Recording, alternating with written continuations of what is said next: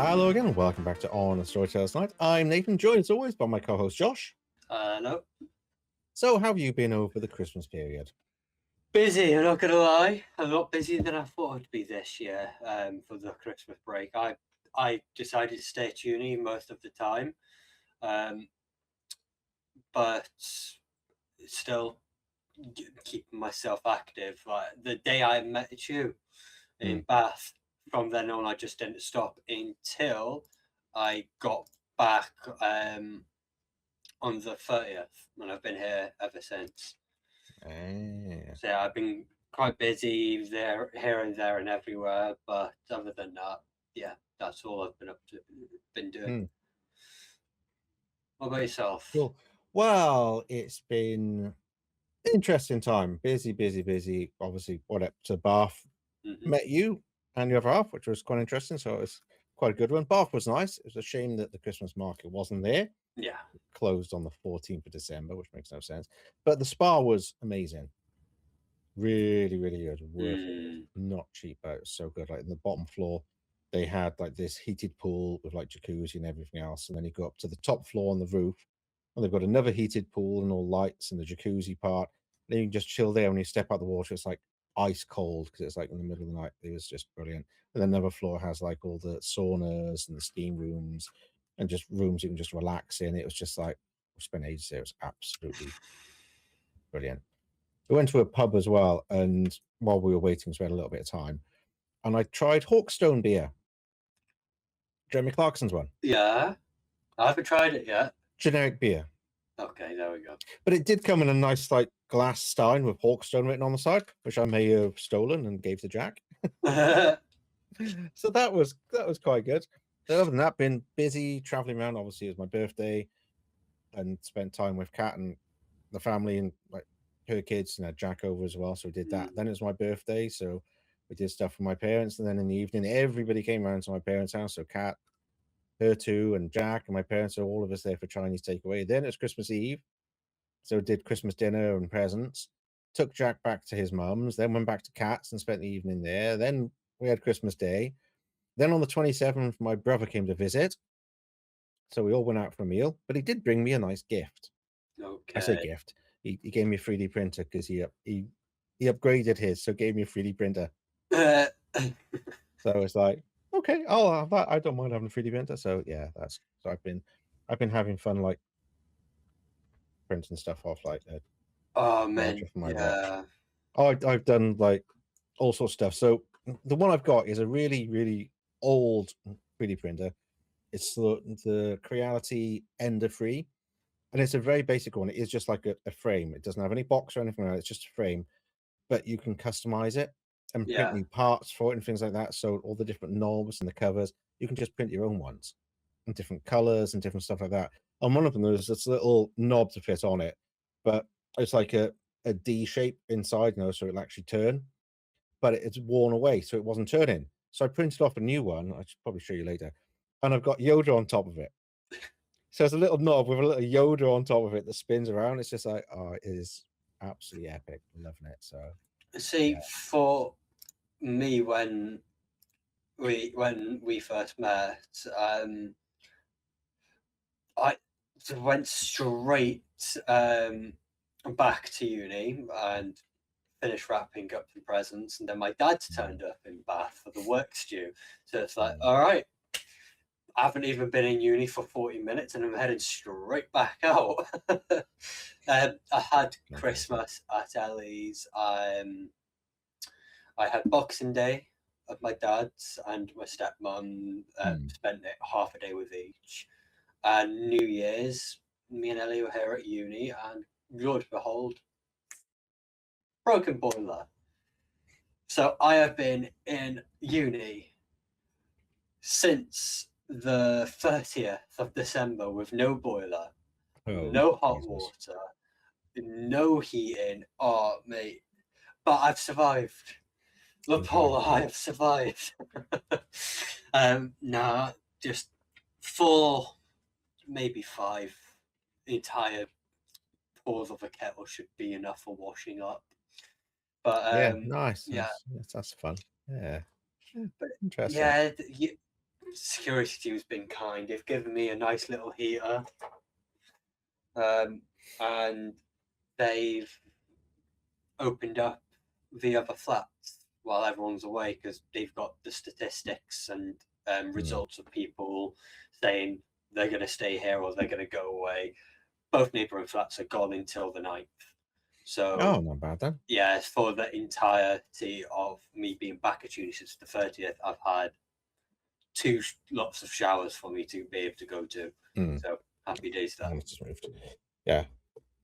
Cool. I have started a new channel as well, which I did mention before. I'm going to as well. I'm waiting for the end to mention it, but you go first. You go first. So as we're talking about React channels, because I listen to a lot of different music and that sort of thing, and it's quite interesting seeing like opera singers and that sort of thing reacting to rock music.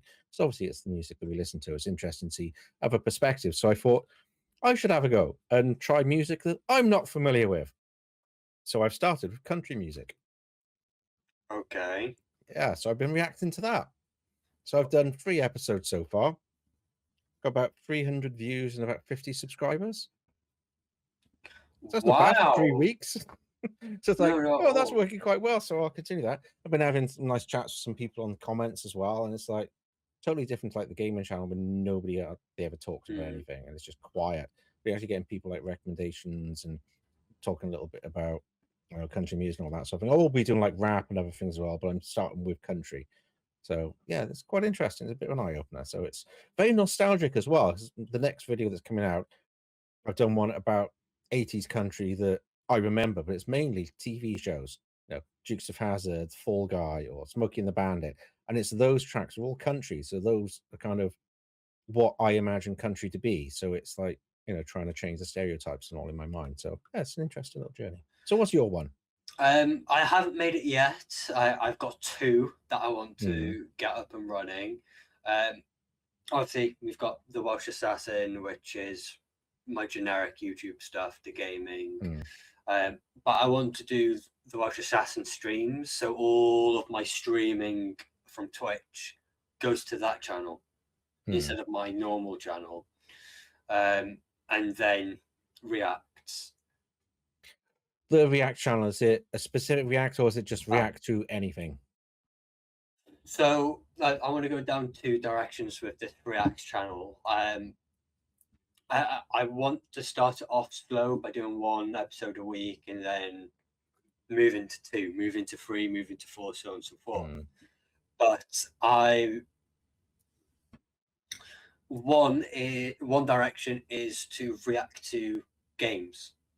Watch people play games that I've already played on my channel and see and dissect it on how I would do things differently and how they help me understand I can do this a lot better. I'm going to try this. And then the other side is music or films. Just either listen to music or watch films and turn them into shorts. Why not? But they're the 2 directions that I'm looking at. The thing that I will say that I've learned is copyright. Yes. Oh my God. So one of my videos, as soon as I uploaded it, even before releasing it, was copyright and blocked everywhere. Straight away. By the company that owns the music. Okay, fair enough. Some of them are partial copyright and they allow you to use it and they may take any revenue that you have for it. I've got other ones that are partially blocked in certain areas. So it is very fraught with copyright all over the place. So it's something you just have to be aware of, that you will get copyright flagged all over the bloody place. Again, yeah, I don't mind that because I mentioned about 4 weeks ago that I did some WWE stuff. Yeah, here we go. So what a 128 WWE theme song tournament, and they're partially blocked, and they are. Well, some of the podcasts has been as well because of WWE, because of you and WWE. But yeah, what is it? It's just to be aware of that's something that will crop up all the time. The one that was blocked, I did dispute it, and it's been released again. But that might only be released because they get 48 hours to respond. If they don't respond, they release it. Yeah. But then at any time, it could be blocked again. So I don't know. That would be quite an interesting one. Is doing a reaction to WWE entrance music in different decades. So do the 70s, do the Yeah, 80s, do the 90s, 80s and and see how it's 60s. changed with music styles and the style of the wrestlers and the characters. That would be probably quite an interesting subject to see how it's kind of grown, and is it becoming more generic and it's just like this kind of rock music now, or is it this kind of theme to it, this Yeah. kind of sound, or is it different? Because you look at older ones, they didn't necessarily have just rock music, but now it seems to be mainly rock music, isn't it? From what I think of off the top of my head. It's rock. There's been a lot of pop recently and a Hmm. lot of score. So like music that don't have lyrics. Hmm. That's what I'd say. So you look at stuff in the past, you look at things like Mr. Perfect's music, Yes. Okay. and things like that, where it's written specifically for the person. Whereas they tend to have tracks by bigger artists, not necessarily written for them as much, do they? Mm. So much they have. That sometimes does happen, obviously. There's been some like massive bands that have done tracks for people, but I don't know if they're just choosing tracks they like, or I don't know. It seems to be not as personalized as it used to be, I don't think, in many ways. It tends to be bigger and more popular ones, but we digress. We digress. Right. Yes. Anyway, We should get back to what we're going to talk about because we're just reminiscing and catching up since we haven't spoken like at all over Christmas since we really saw each other. Oh, that's everything I'll say. I've been playing too much GTA. why? I've been on it every day since Christmas. Since I came back on Boxing Day, I've been on there every day. I haven't been on since Christmas break. Well, Oh, we all had about 12 million left. yeah. I keep dipping under a million and gaining more money again. I have completed the bunker. There is no more research to be done in the bunker at all. I finished it and bought everything. Yeah, as I said, I've bought pretty much everything left to buy in GTA. I've almost got everything from Warstock. I own every weapon. When I say stuff from Warstock, I mean like I've got the anti-aircraft trailer and shit like that. You, Actually, the amount of stuff I got is just like, why? And I just keep spending the money and then making the money and then spending it again. see, I've lost interest in GTA. We've played it too much and there's nothing to do no more for me. So Oh, there's all of that stuff to do. Oh, you have to just go on there and try. Like, I've got the half track. I've got the Chernbog, the massive, like, missile truck. Yeah, yeah. I've got it all. You just have to go and play with some of that. I even bought the jetpack. You I do- got two of them. wow. I got one weaponized one and one normal one because it fits in the Avenger. Yeah, it's ridiculous. Anyway, right. So back to the topic today. So today's topic, simple one, but maybe controversial in some ways as well. So has digital killed entertainment? There are many ways to take that. So I mean, digital as in everything being saved on the cloud, digital music as opposed to buying LPs, Mm. and movies. You don't own movies anymore. You own them on the cloud. You don't have VHS. You don't have DVDs. We can even go as simpler to say pretty niche way of putting it. Your children will rather sit inside, watch TV, or play games than go outside and play. Books. But yeah, read a Books book. are Read a digital book. now. Although I prefer to read ebooks. I like collecting books. I don't enjoy reading books in the way I used to. Yeah, I really love reading books when I get into the book. But I overall, I'd say yeah, digital is ruining entertainment, just basic pure bread entertainment as well. There's quite a few sort of offshoots to this as well. Is you look at the movie industry. Mm. Everything is now online, and all they care about is numbers they get streaming and all that sort of thing. So I think the film industry is suffering big time from the digital world. Not only things like look at CGI, they just hash things together and go, that'll do, instead of actually doing proper visual effects and so on.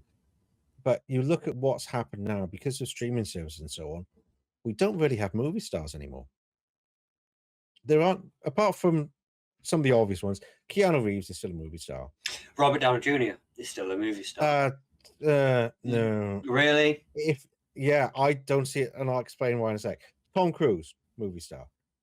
If you Yes. see Tom Cruise's name on something, you go, I'm going to watch that. If you see Keanu Reeves, I'm going to watch that. See Rob Downey Jr., he's not always the main person in it. So he's sometimes Oppenheimer, he was only a little part in it. I wouldn't call him a movie star in the same way. He's a character actor. There's good things like you see him in a Marvel movie, so you're going to go and watch it. Samuel L. Jackson's a good one. And Harrison Ford, they're both number 1 and 2 for highest grossing there. But how many do they do these days? They don't Not a lot. do much, no. What's the last Harrison Ford movie? Captain America Brave New World. Did people see it because of Harrison Ford? Or did they see it because it was a Marvel movie? They saw it because it was a Marvel It's movie. a Marvel movie. That's the difference. We don't get it. You look at years ago, and people would go just for him and not because of Indiana Jones. Chris Evans, is he a movie star? No, he's Captain America. If he's not Captain America, you're not going to watch it. Yeah, it's the way it's kind of going, which is a shame because we've lost them. And I think it's all because of one person to blame. One person is to blame for this trend. Is it Jared Leto? No. He's just crap. No, he's not done it because he thinks he's good and he just does parts. No, there's one person that pushed trying to be a movie star and killed several different things at once by trying to be a movie star, and he's clearly not, and he's quite shit. The Rock. Yes, because that's what he did. He tried to be a movie star. Anything I'm in is going to be box office gold, and everyone has to love me, and I can't be beaten up in movies. And he took it to the extreme. It let it get to his head that I'm a movie star. Everything I do is great. No, it's not, mate. Shit. You're not entertaining. You raise your eyebrow occasionally and think that's acting. Everything he's done is bombed. Let's be honest. What was the last good film he did? Jumanji. Yeah. And it wasn't because of him. Jack Black was amazing in that. Jack Black and Kevin Hart were brilliant. Jack Black, because he was played a woman being a man, and it was just so like nuanced and brilliant. And yeah, it was brilliant. But The Rock was just The Rock. In every film, he wears the same coloured shirt, just different shape and size. Yeah. But it's because of him, because he pushed Hollywood to that stage where they go, no, we're not doing this. I mean, perfect example there is The Rock, because he's tried bending DC's arm. Yeah. He tried bending James Gunn's arm at the very beginning of James Gunn's reign in DC, and he felt, no. But that's a perfect example. It's like he tried persuading a company that whatever The Rock said. He tried to be Tom Cruise. He thought he was the next Tom Cruise. Let's be honest. He ain't no Tom Cruise. No, there will never be another Tom Cruise. He's one that can never be replaced. No. I remember when Tom Cruise came out in San Diego Comic-Con, because I was watching it live, and he showed the Maverick trailer for the first time, and the entire presence, he was just getting chanted, Tom Cruise, Tom Cruise, Tom Cruise. Because he is that good. He knows what to do. Can you think of a really bad stinker of a movie Tom Cruise has done? The Mummy. Yeah. Good point.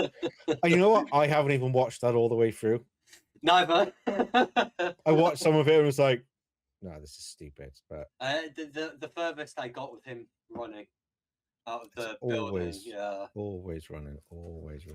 But it's like, look at things as well. Video games are suffering from this, I think, big time, because it's all just push it out quick as you can, pile of crap. Yeah, it's Destiny. There's so many like that, and it is Cyberpunk. It is, isn't it? Cyberpunk kind of survived. No Man's Sky. No Man's Sky. They had all the promises in the world, and now they've surpassed every promise they ever made, and they're still not charging any more money for it. Like, how are these people still doing this work? And they've got a new game on the way. It's just like, how? How can these companies do it? And then you get other companies that just churn out shit all the time, and it's all about getting it out quickly and getting the microtransactions. Bungie and EA. EA. It's just man, oh, I why? it's like I don't mind some, let's say EA games. I don't mind some of them because some of them are fun. I'm a lad, Mm, just as much you are, but I'm a lad that likes sports a lot, and I play a lot of FIFA or FC mm, now. But I don't play it online to do the microtransactions. I yeah. play manager mode or a player mode. It's Mm. the same for F1 because I've got the new F1 game. I don't go online. I never go online. I just make my own F1 team and I go racing. Well, this is the trouble with some games. Well, they force you to go online, namely Call of Duty. I don't want to go Why? online. Why on the single player story do you have to be online? You can't play it unless you're online. Yeah, that's wrong in my opinion Do you because know why it's like that? Because they didn't make a single player campaign. It's a multiplayer campaign. You can play it single player, but it doesn't work because they keep talking to people that aren't there. mm, And you have to do things, collect this from there and collect one over there. So you have to go and do it all because it's made to have other people there. But that's not what Call of Duty is about. no, I don't mind games that tamper with um, the co-op aspect. Hmm. Resident Evil 5 is a great example. You had two players, Hmm. and you would keep doing this.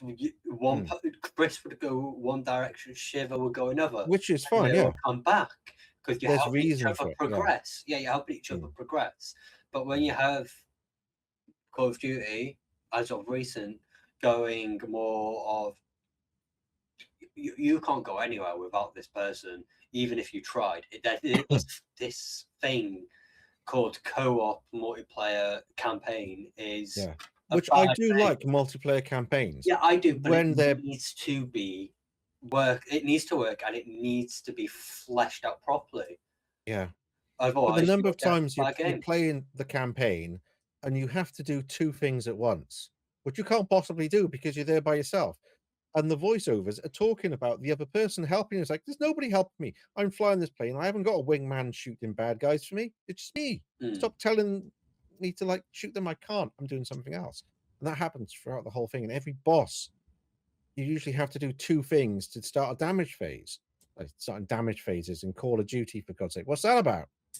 Oh, You've got a God. gun, you shoot things. Why do you have damage phases you have to unlock? I just want to go back to past the current Call of Duties, like the Call of Duty Black Ops 2, Call of Duty Ghost, Call of Duty 3. What I Warzone, loved about not Black Warzone. Ops is that it was set in a real time in the past. Mm. And the music was there, the scenes, and you'd have the actual presence, you'd have Nixon and all that, the voiceovers, and it was immersive because it's stuff that happened and you're kind of part of it. The new one is based in the future. None of the characters are believable. You've got this bad guy that makes no sense, and it doesn't make any sense whatsoever because it's taken out of time and they shouldn't be doing futuristic. Call of Duty is not Halo. Call of Duty is not Destiny. Call of Duty is realism. It's like when they introduced the exosuits and all that nonsense. I mean, throw that in the bin. Call of Duty is running around with a gun. That's all it is. It doesn't need to be more than that. And it just boggles my head in. Like it's it's one of the reasons why I really like Ghosts. Ghosts is my favorite Call of Duty, hands down. It's grounded. It's futuristic, but yet there's a lot of modern and past. You're a modern soldier with futuristic tech, but it's still, say, like a 10-year advancement from now's technology. It ain't that bad. But when you're running around parading with multiple guns and exosuits and jetpacks and helmets where you don't have to take off to see the face, it just morphs into one. It's like that's not what Call of Duty is. You want a good story, you want realism, you want grounded content, you want people shooting at me, I shoot back, not a giant person hitting me. I can't shoot back. No. And massive, like 20-foot tall machetes falling from the sky at you. Like, what the shit is that about? That is a raid, my friend. That is a raid. That is not a Call of Duty. Exactly. You had to do certain things so that you could damage the boss. It's like, No, I would just want to shoot him in the face. I've got bullets. Why is he immune to it until I do some other stupid thing? See, Look, Call of Duty has never ever had a boss where you have yeah, to do something to be able to yeah. shoot the boss. It's just story Damage phase beats. mechanics. Yeah, that's Usually all it's it should be. story beats. You've gone last mission, start, middle, end. Yep, That's exactly. a It's campaign, just start, middle, end. And if you make a second, ridiculousness. like Call of Duty Black Ops 2, led straight from Black Ops 1, story, beginning, middle, end. Done. That's what a story Yep. is. And if game companies or film companies if they all just take in consideration that AI is getting to evolve, entertainment's not really there anymore. The love for the game, as some people say, the game's gone. But we need more people that love what the creation is, love the The art. trouble is, it's all about money. It's like you look at movies, and I know I was saying before about CGI and things like that. It becomes too easy now. You know, somebody can sit at home on their Not phone for and do Marvel. CGI, and it's just crap. You look at Marvel, what it was like previously to what it is now. Star Wars, for God's sake, I love the original Star Wars. It was gritty. It was, you know, realistic effects. A lot of it because it was done in camera, done with models. And now they just put whatever they want on screen, and it just looks shit. I was watching, is it Corridor Crew, the special effects guys to like react Yes, to I movies know and all that. Corridor Crew.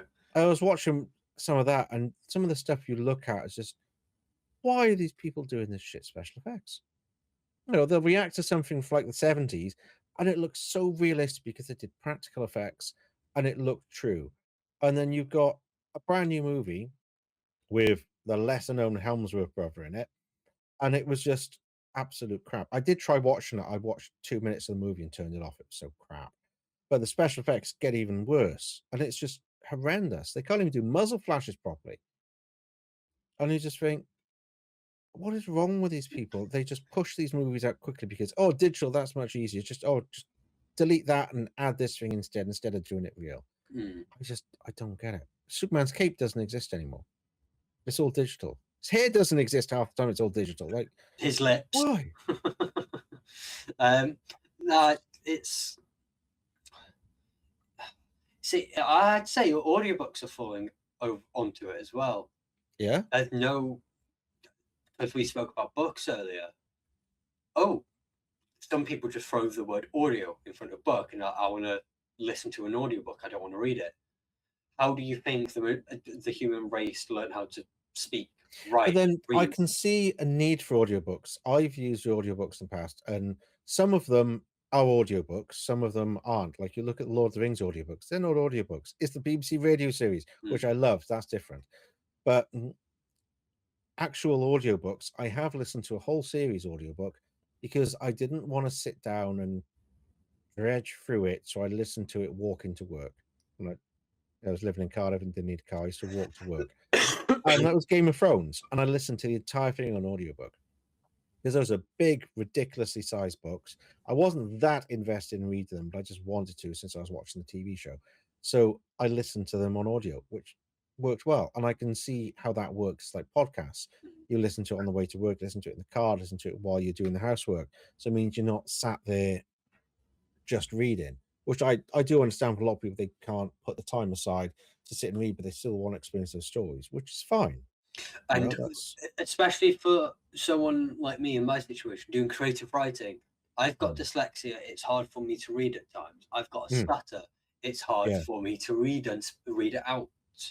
I prefer reading. Don't get me wrong. I so much prefer reading. Oh yeah, definitely. But I've read the Gap series. I've read all of the Silmarillion and everything's Tolkien. We know that, and some other stuff. But when it comes to audiobooks, my attention span's not there because I like my music more than an audiobook. I'd rather listen to music than listen to someone whisper in my ear in multiple different accents. And they have to be really good as well. Which is why I enjoyed the Andy Serkis, Lord of the Rings, and The Hobbit. I Yeah, because it loved does it. all the different voices and Mm. everything else, and that's what makes it entertaining. You have to have somebody that is really good at reading and gets you engaged in it and listening to it. If that's not there, it's just like, oh, it's not going to work, is it? No. Most definitely. Along those lines as well, something I was thinking of for like the change to digital is people's memories. So back in the day, you'd have a camera, whether it's an instant camera or film camera, you'd have to then get them developed. You put them in a photo album, and then you can bring the photo albums out and show it to somebody and share it with them. Mm. How do we store photos now? On a phone. And you go, look at that. That's not the same impact as a photo Oh, album because a photo album, you've specifically curated that list and put those photos in there in a particular order. You might have dated them or put little comments. We don't have that now. which is what I've been thinking of doing actually Mm, for my little brother or Ellie. Get a photo album book with little lines so you can write next to the photo how it made you feel and whatnot. Just one of those simple ones: the mm, date, the person, the people who are in the photo, what makes this photo special. And it's mm. just one or two photos every page, and that's something that I personally would enjoy because it's Yeah. getting you active. It's getting you like, oh, I can't forget my little disposable camera, or I can't forget about my Polaroid. You can't, because if there's stuff like that physically to do, it's more rewarding when it's complete. Uh, Yeah, definitely. it's so much more fulfilling when you fill up an entire booklet of photos Yeah. instead of filling up your cloud storage. Mm. It's so much Oh, more rewarding. 100%. The trouble is as well, because I've done a lot of photography in the past. I still do photography when I can, which is something I've always enjoyed about doing vlogging and things like that, because it's video and photography and all that combined. And I've got 7 different cameras. I used to develop my own pictures back in the day and in a dark room and all of that. And I really enjoyed that aspect of it. It's Mm. totally different to now. Now you snap 100 pictures and not use any of them. You don't take your time, you don't plan the shot and decide I want to take it, just like snap, snap, snap, snap, Yeah. snap, snap, snap, snap, snap, snap, and it just disappears. Something quite odd along these lines that Cat got from a daughter on Christmas, and it was a digital photo frame, which is quite a nice idea. So it's a way of displaying digital photos, but it's also, which I think is quite good, because obviously she's off at university and so on now in Swansea, and something she can do is send pictures to the frame. So you get a Okay. digital photo frame and you can give the link to people and they can send pictures to it. I think that is such a good idea. So she's out on a night out or something goes out, take a picture and send it to her mum. And one can be sat there and it's like next to TV or wherever she puts it, And it just and changes. it'll change to those photos. So you put it That is on actually a so very you nice. make your own, so you create your own slideshow, but people can send you extra pictures and they'll just appear on there and you'll see like, oh, that's what they're doing at the moment. And I think, for a digital age, that is a brilliant way of doing it. Something we wouldn't been able to do in the past with traditional photos. You take photos and you'd send them to someone or something like that. Now you can do it instantly. That's like really, I really love that idea. That is one of the advantages of digital is you can share it a lot easier.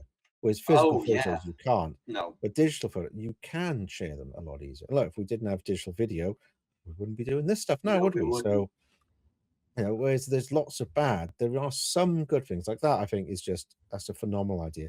To give that as a gift to somebody and then like send them the odd picture and stuff. It's like, look what I just saw. You don't have to text them. You can send it to their frame.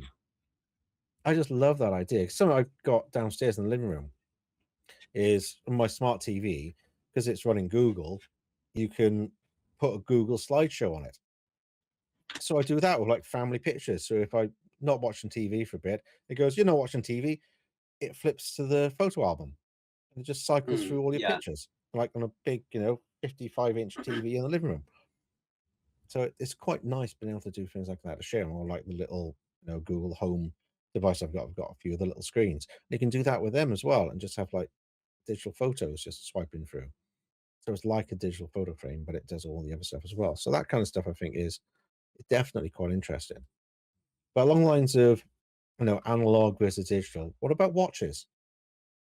Do you prefer an analog watch, digital watch, or smartwatch? We have the 3 different types, really, don't we? I prefer classic. I just prefer the finger.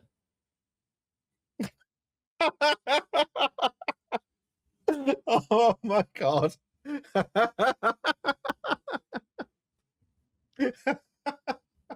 Oh, I couldn't have said that better. Oh my god. That was I'm gonna have to clip that moment and do a Don't. short or something. Oh my god, that was brilliant. But no, I know what you mean, because I've got quite a watch collection and I do love watches. But I love all types of watches. I have a mix of I've got some like Casio G-Shock that have the hands, but it's also got a digital component as well. And obviously I've got, smartwatches Mm, and everything else. I've got kind of a mixture, and I've got like nice Seiko Kinetic that'll charge itself and all that sort of thing. So I kind of like a mixture of them for different reasons.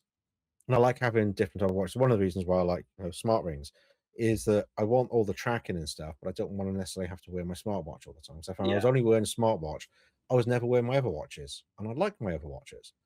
So it's one of the advantages of like a smart ring is I can still get all exactly the same tracking, but I don't have to wear the watch.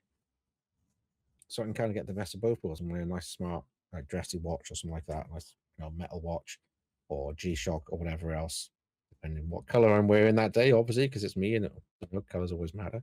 So it's quite nice having those sort of options. Yeah.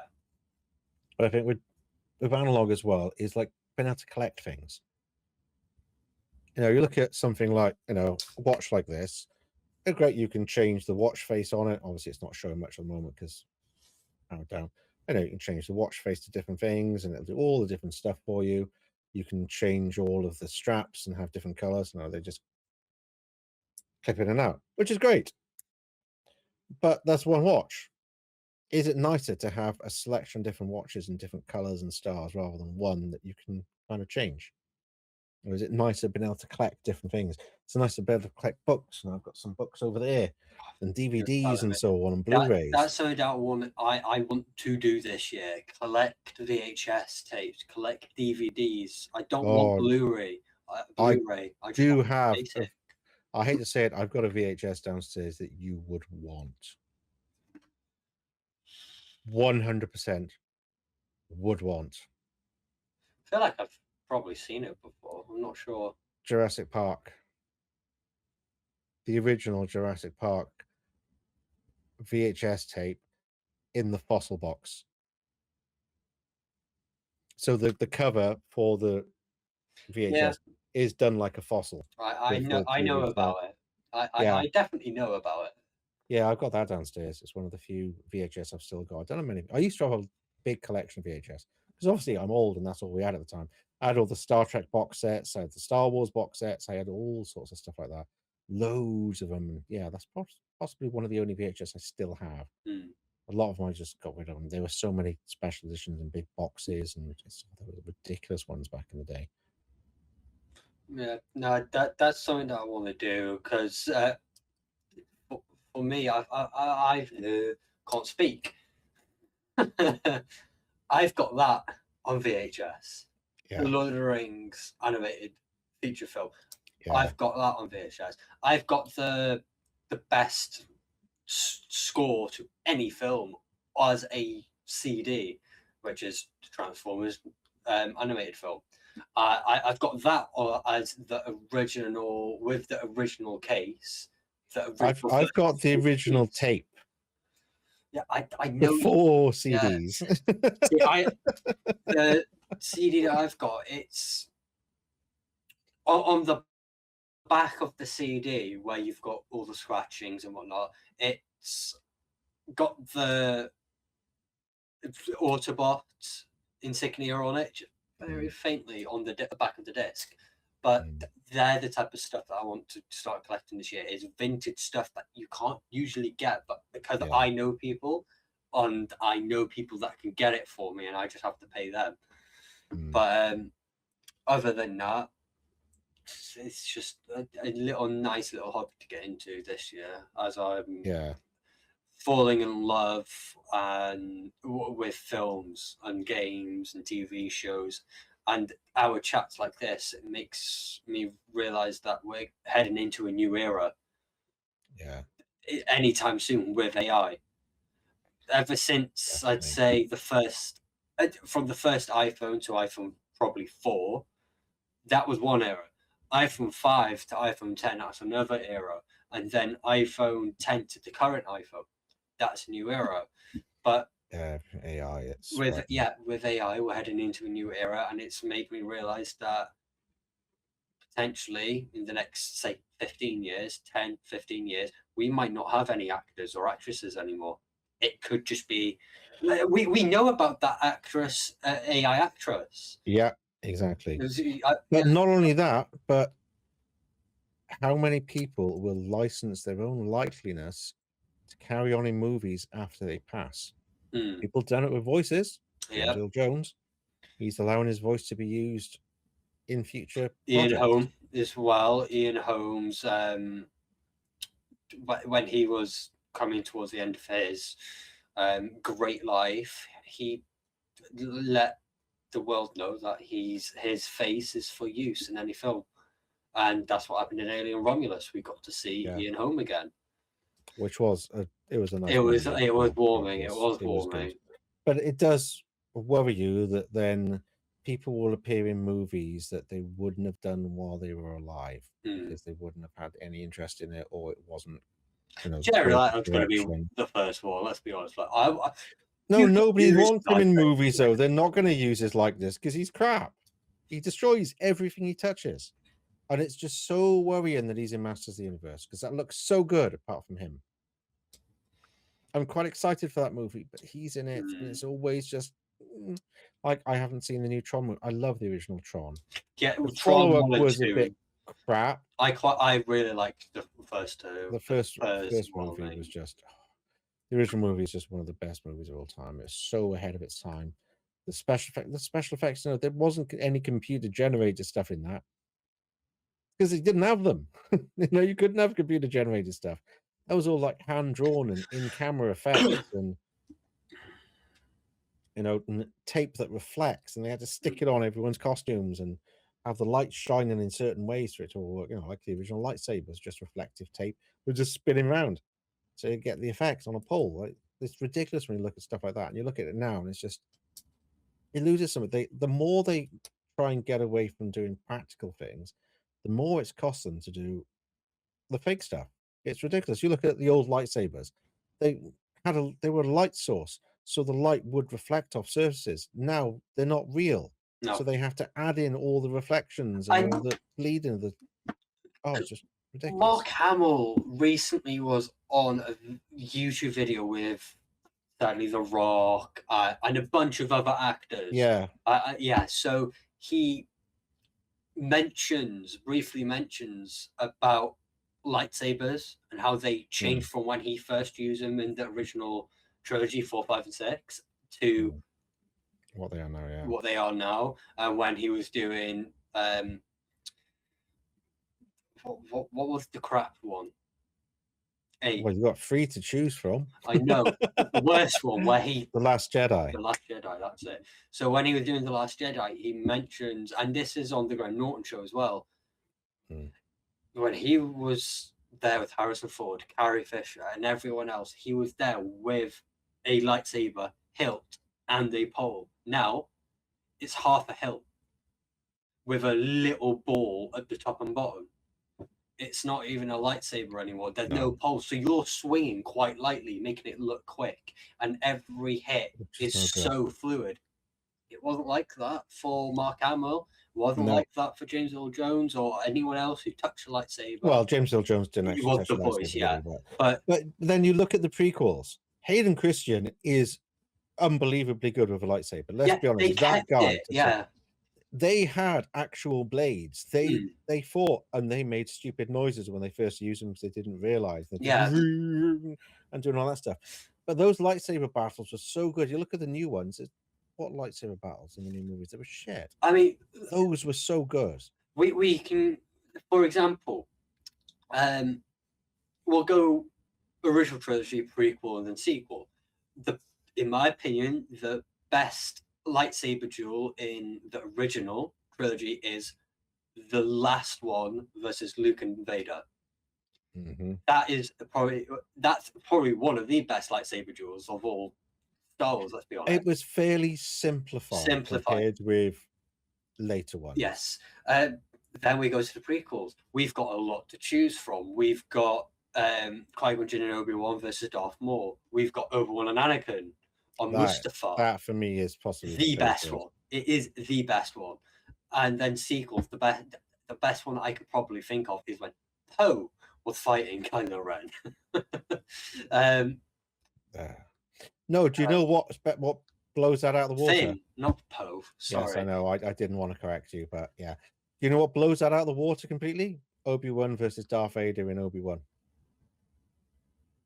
Yeah. Mm-hmm. That was good. And the whole thing when he got his mask down, and you could hear Hayden, you could hear James Earl Jones. Well, it was the light as well, because it was like the light passed from like light to dark, and they didn't even plan that. It just so happened. That's how they were moving the lightsaber. It's just like, but again, they had lightsabers that had real lights coming out of them.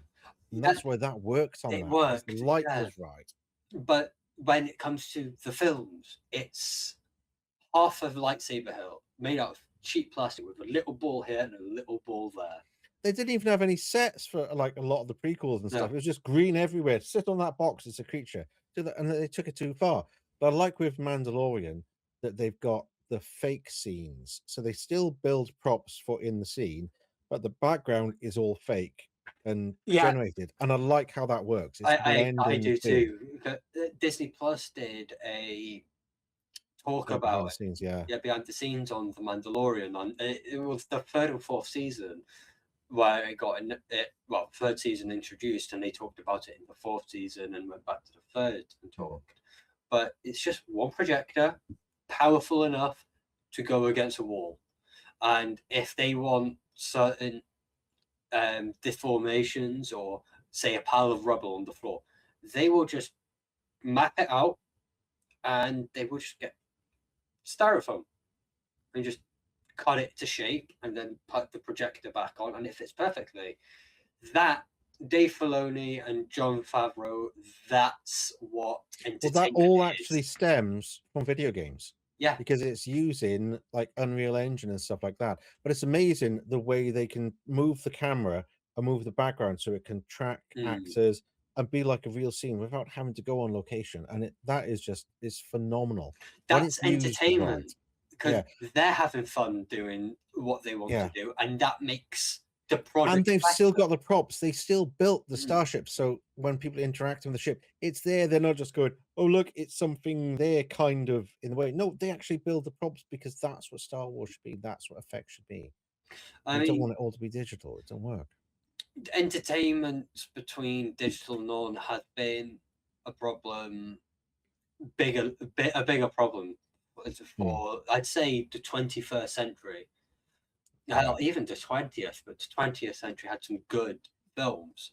But my example of a clearly bad entertainment of a film is, I hate to say it because I actually really like them, but both Teenage Mutant Ninja Turtle films. Oh, the new ones. The newer ones. They're entertaining because they're fun. But the directors, the higher ups of the company, of the set, they didn't care about the actors, they didn't care about the actresses, they didn't care about what they were doing. They just had the job to do. And they're not as good as the original movies. The original movies are cheesy and those costumes are frightening. Especially when you can see somebody's mouth inside the turtle's mouth. That scene just like it gives you nightmares. But they went in because they were more like the cartoons, and that's just like. And then the new one, there were aliens or something. It's like it made no sense. It was just I don't know. It was weird. No. Reacher himself was one of the turtles as well, wasn't he? Yeah, he was Raphael. He's such a good actor. Have you heard what he's doing now? He's joining Marvel. No, I haven't. Venom.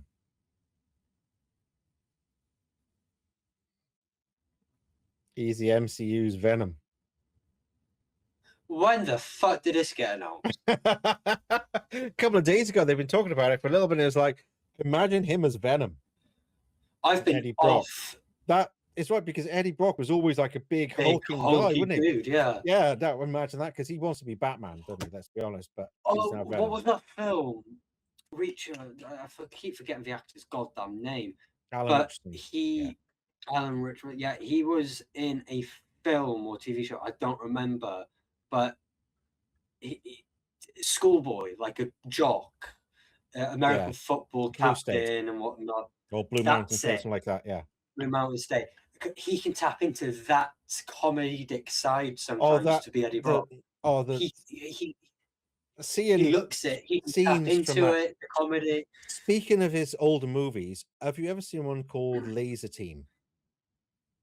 It was made by Rooster I've Teeth. heard of it. You know Rooster Teeth, yeah? Yes.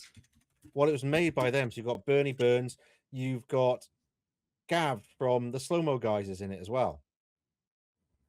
And Alan Richardson is champion of Earth. So basically, these aliens come down and say, we're going to challenge you in like 20 years. We're going to come back and your champion has to defeat our champion or we'll destroy your planet. So they genetically breed this human to be the perfect warrior. Is Alan Richardson. So they've got him as like the perfect specimen of humankind. And he's supposed to get this suit that like enhances him and everything else. But these bunch of losers get the suit in different parts. One of them's got the helmet, one's got an arm, one's got the legs, and all that kind of thing. And they're just complete and utter morons. And as I said, it's Gav from the Slow Mo Guys in it as well. And it's just all the Rooster Teeth lot. And it is such an amazingly funny movie. It's so much fun. The second one was okay, but the first one was brilliant. But yeah, he was in that as well. He's done so many movies and stuff. It's just. Oh yeah, I'm trying to hold off from social media because I haven't watched the Stranger Things. No, I haven't yet as well. I've been very careful. I've been staying away from Yeah. WWE dirt sheets because my Netflix is currently down and my stepmom hasn't had the time to sort it out for me because I'm part of her family one. So I need to get that sorted out. But it's like I'm so restricted to what I can currently do. I'm very careful what I swipe on and swipe away from stuff very quickly. But yeah, as soon as I see the title of say like Stranger Things, whoop, 11, go. Yep. It's just I don't know. It just all winds me up. It's the trouble as well with a lot of the Marvel and stuff is they've just gone too far with the CGI. They've gone away from doing costumes and it's just all CGI. Just put some dots on him, and people aren't getting the physiques anymore. You look at the boys, and Homelander, he ain't got that physique. It's all like in the costume, which is like, well, it's not quite the same, is it, as seeing, some big superhero like with the ridiculous muscles or some Captain America and that kind of thing. They've just taken it too far. It's like, well, it's just cheaper. Let's just like paint it in afterwards. What we want. We want to see the real thing, don't we? While we're talking about Marvel, it's not going off topic. I'm actually staying on topic, surprisingly. I heard that. So the entire the past two phases of the Marvel Cinematic Universe has been extremely lackluster. Oh yeah, it's been horrible. Taika Waititi in Thor: Love and Thunder, we've seen what he did to Thor. Now look at what the Russo's brothers have done to Thor in that teaser that we got last week. It's different sides of complexion. It's more gritty, a more gritty Thor. That's what we should have had after Endgame. We should have kept Taika Waititi. I do like him. He's done some great stuff. One of my all-time favorite shows, the first couple of series, it's got a bit of shit now, is What They Do in the Shadows. I love that show. That was always so good. That's one of the ones he created the original movie. I think he's great, but he should not have been doing Marvel movies. No, it's not about comedy. The only Thor Ragnarok was a hit. I love Thor Ragnarok. It was good. It didn't do too much of the comedy. There were moments, but it was still fairly dark in places as well. It had some ridiculously oh my god moments, but it had the dark, gritty stuff as well. Yeah, because dealt with a lot. We went immediately from Thor Ragnarok to Avengers: Infinity War, then Avengers: Endgame, and we got a beaten down Thor. He lost his home, he lost his dad, he lost his brother, he lost his people, and lost his hammer. He was a beaten down Thor, and then he gets Stormbreaker. He's still Thor, but he's a very gritty and darker Thor. And then Taika Waititi's like, scratch that, I'm getting Thor Ragnarok back out. and then the Russo brothers understood what made Thor strong and good in Endgame, and they brought that Thor straight back. Yeah. And I love the fact that they actually continued from where Taika Waititi left off with Love, the little girl. It's just nice to see that she might have a part to play in Avengers Doomsday. But it's just a case of reading the audience, listening to the audience. It's what they need to do, because so much of Marvel, the TV shows especially, have been kind of. There's been some okay ones. There's been some awful ones. I still haven't watched Echo all the way through. I just can't. I haven't finished Echo. Can't get through it. The I only keep one I haven't trying, watched. but I just don't have any interest in it. The thing is, with these Marvel TV shows, it's the same with Star Wars, but Marvel in particular, Kevin Feige realized it's too much. All of these shows are too much. You shouldn't need to watch Echo to be able to watch the next season of Daredevil. You shouldn't need to watch the next season of Daredevil to watch the next Spider-Man film. You don't need to watch anything to go on to or watch a new film. It should be what Marvel do best. Watch a film to lead into a new film. Not a film, a show, and by the way, a little bit of animation as well, that all leads into this one film. We want film to film to film, not show to one film. That's reading the audience. That's entertainment. That's what makes the audience have entertainment when watching a film. If they get listened to. Yeah, exactly. There's just so much going on. It's just, you think, why? And it just goes on and on. It's just all about people making money, which is why they're going towards digital all the time, because they think that's a cheaper way to do it. We don't need half the people to do it. We don't need all of this. And it's happening now with AI. They're laying off hundreds of staff everywhere.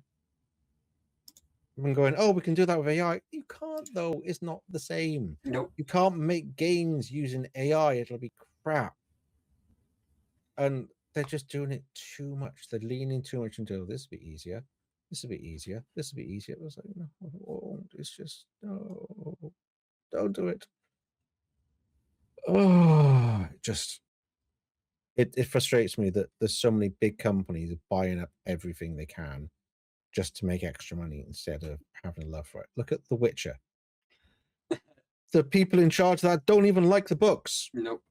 And just like we've used these two as an example so many times. Rings of Power. Rings of Power and The Witcher. We were promised first season we're going to stay true to the original source. Immediately, no. The Witcher. Halo as well. Halo. And Resident Evil. Any of them. They're just making it for the sake of making it to cash in on some money. And what's the only one that seems to be shying away from that? Street Fighter.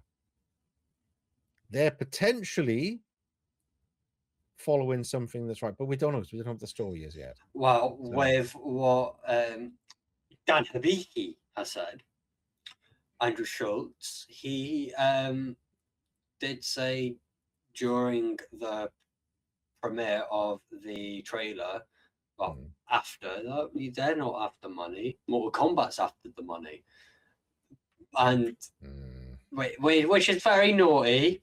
I will say, especially on a live broadcast. That's very. The thing is, the Mortal Kombat movies, the new ones, wasn't bad. The first one was okay. I'm looking forward for the second, though. Yeah. Second and third is going to be great. Then I like the original Mortal Kombat movie. The second one, not so much. But the first one was still classic. And the music is classic. And, it was good for what it was in the day. It was much better than the old Street Fighter movie. That's for damn sure. Oh, God, yeah. The thing is with the Street Fighter movie, if what Andrew Schultz has said is true, they're not after the money. I want to see fight. I just want to see them fight. I want to see a little bit of story at the beginning to get us drawn in. But immediately, once they get to the fight room, just have fun. My question is, whose story are they following? You can't follow every character's story. They've already announced. It's going to be Ryu, Cammy, and Chun-Li, and there's another one or two in between, which I think could be Blanca or could It's be gonna be- Blanca. It's And going to be Blanca because there's Jason Momoa in it, so it's going to be following him. because yeah, he's a big name. and one that's been thrown up in the air so goddamn much recently is both Cody Rhodes and Roman Reigns, because those two were paid a lot, because WWE fans know Roman Reigns and Cody Rhodes got paid the big buck to be a part of the movie. Yeah, because they're tight scheduled. They've got fan signings to go to. They've got their own WWE shows to go to and other WWE events. And if they're being paid a big buck to skip some of those events, they clearly must have a big part to play. Well, you look at the cast, and a lot of them aren't huge names. They're possibly the bigger names, and Jason Momoa. Yeah, they're the three biggest names there. Yeah, all the other ones you know from things, but they're not like leading actors and big Hollywood names. I mean, are they really? The girl the actress that's playing Julia, she's only been in one film and 3 shows, and she's a multi-time Taekwondo women's champion. That's what we want. We want people that can actually fight to do it. We don't want another bloody Iron Fist. No. Although apparently he might be back. It's the worst Netflix show. It was just awful because the guy could not fight to save his life at all. He's not even close to an life. You look at Daredevil, and the fights in that were incredible. And yet the one about the actual martial artist, you couldn't get a martial artist, could they? Like, what was that about?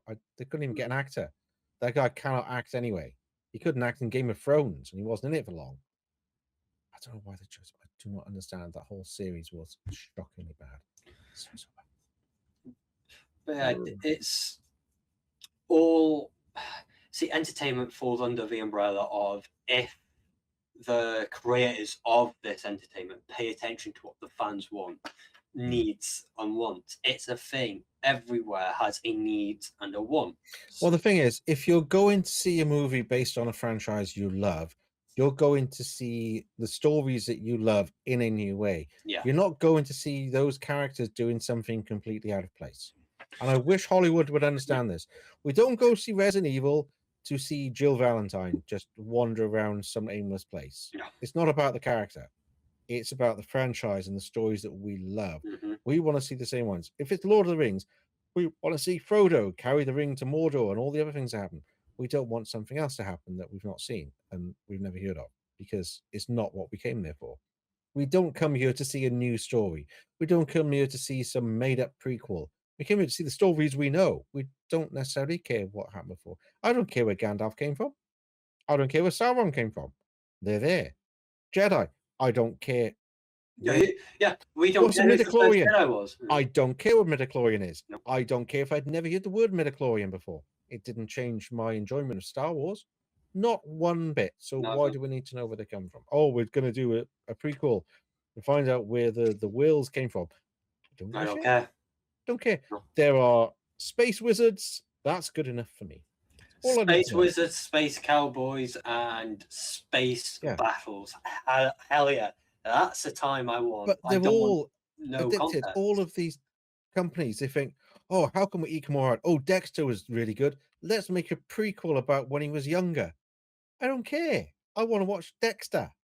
The actual guy. I want to see him doing shit. I don't want to see some young version of himself. That doesn't make any sense at all.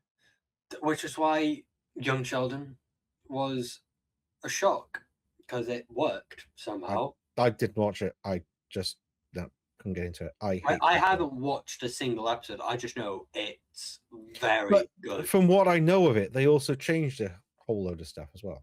Yes. They retcon things. Yes. As they always do. That's what I hate most about prequels, is they retcon things. Like, oh, we want to change what happened, so let's just do this and explain it. Like, no, just leave it alone. It's been written like that for a reason, so leave it bloody alone, and they never do. Rant over. Anyhow, mate, it's getting on now. We should finish this, shouldn't we? We've meandered around, but yeah, it's a digital world we're heading towards in every way, and if Elon Musk had his way, nobody would do any jobs and everyone would sit at home and AI and robots would do it all. Bullshit. It's never going to happen. You're not going to get robots cleaning toilets and emptying bins and cooking food. That ain't going to happen at any time soon. I do not want to see it either, because I prefer human error. I do not want Terminator 2. No thanks. Yeah. No Terminator 2 today. No. No. Definitely not. Definitely not. Anyway, if people want to find you on the internet, where can they find you? You can find me on YouTube at The Welsh Assassin, and on Twitch, The Welsh Assassin 998. And you can find me on YouTube under Wasn't My Fault, Twitch under Nukami, and also on YouTube, WMF React, because that's my new channel as well. So I've got to plug it there. So anyway, thanks all for joining us, and join us again soon. Till then, bye-bye. And Happy New Year.